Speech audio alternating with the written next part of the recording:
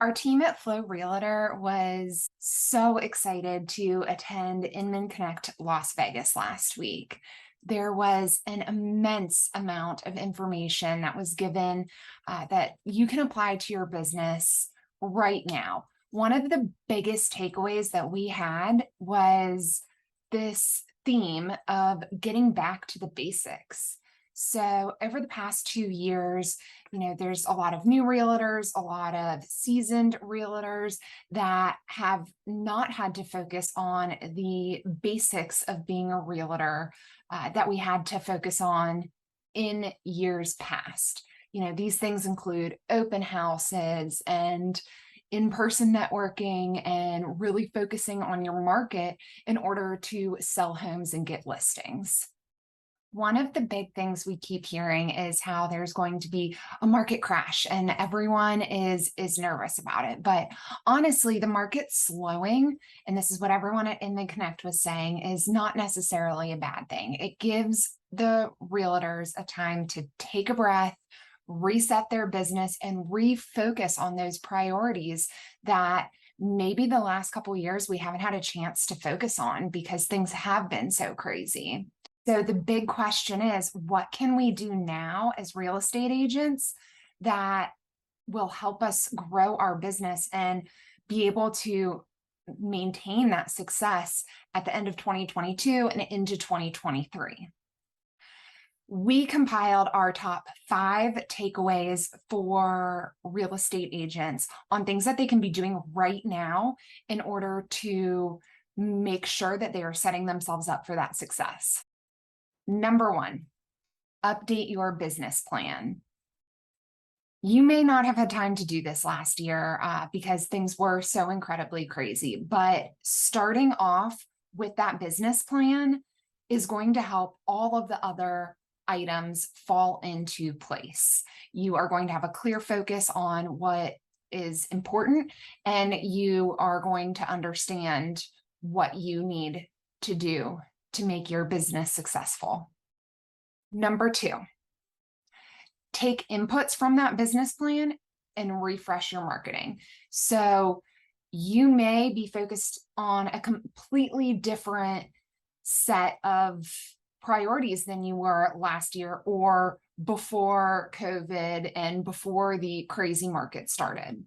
So make sure that you go onto your webpage, your print marketing, and your social media sites and update your sites so that they reflect your current priorities and goals. Make sure your contact information is correct. We see this a lot where people just don't have the right email address. They don't have the right information for people to contact them. And it's such an easy thing that you can fix. As part of that refresh, this is really the time to look at your social media and make sure you are utilizing the pages that fit with your priorities and your goals. So are you using LinkedIn? Are you using Instagram? Are you using Facebook? Are you wanting to get into video a little bit more, since everything shows us that video is the way that things are going? Now is the time to start growing the audiences on those platforms that work best for your audience. This next one is one of my favorites and how I live my business, which is coach, don't sell. So right now, with all of the uncertainty people are facing, walking up to someone and saying, "Hey, can I help you sell your house?" isn't necessarily going to get you the leads that you want. What people are really looking for right now is someone that they can trust, someone that they know is reliable, and someone who is providing value to their life, regardless of whether or not they are selling their house right this moment. The important thing there is that when they do decide to sell their house, they are going to absolutely remember that you helped them along the way. You provided information about how to, keep their current home maintained. You told them to file for homestead exemption. You were part of their entire homeowner process. So provide value to every single person that you reach out to. Of course, on social media, you still do want to post your new listings and your buyer needs and your successes, but make sure that is only a piece of a bigger marketing strategy. The next thing is to network, network, network. Work your network. Use your social media as part of your overall marketing and networking strategy, but don't rely only on your social media. You need to be organizing your CRM and making sure that you're calling, emailing, texting individuals on their home ownership anniversary or their birthday or any other event that they may have in their life that you have documented in your CRM. That's just one example, but of course you need to be posting on social media. I mean, even if you have no idea what you're doing on social media, which I suggest that you do some research on it. We do have our free courses that kind of help kickstart your social media journey.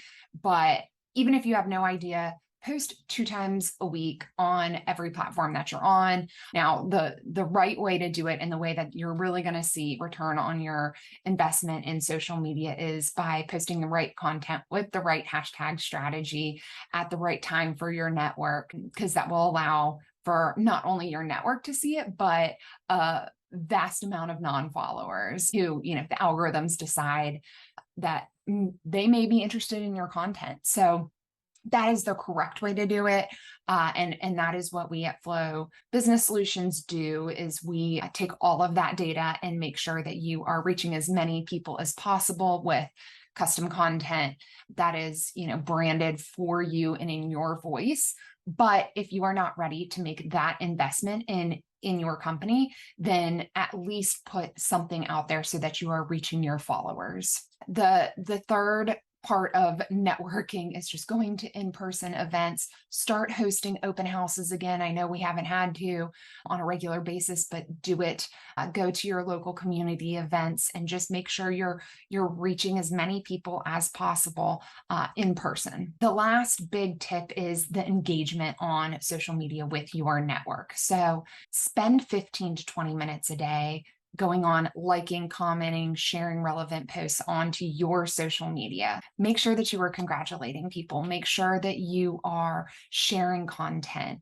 Make sure that you are an active member in that online community. That's a big way to just help increase your visibility within your network.